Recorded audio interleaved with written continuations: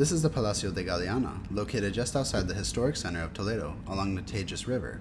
The building likely formed part of an Almunia, a rural retreat with gardens and agricultural functions, built by Al-Mamún, king of the Taifa of Toledo in the mid-11th century.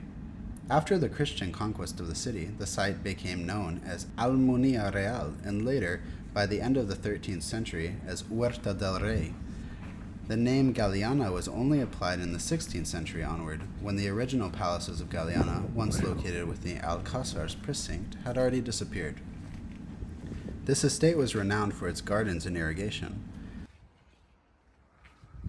The Huerta del Rey was developed by introducing new plants from the east and using a waterwheel system. The central feature was a rectangular reflecting pool, or alberca. However, the palace suffered multiple waves of destruction during the 11th and 12th centuries, especially during Almoravid and Almohad attacks. According to the Anales Toledanos, the invasions around the year 1212 saw soldiers camp near here and damage the compound.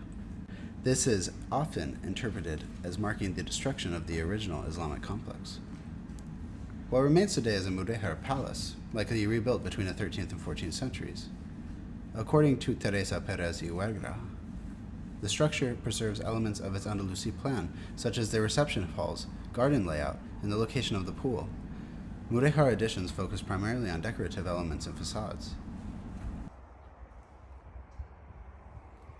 In the 20th century, the palace had fallen into disrepair, but was restored in 1959. Today, it is one of the few surviving examples of an Islamic country estate in central Spain, blending Andalusi structure with Mudéjar restoration, and it is layered with centuries of history.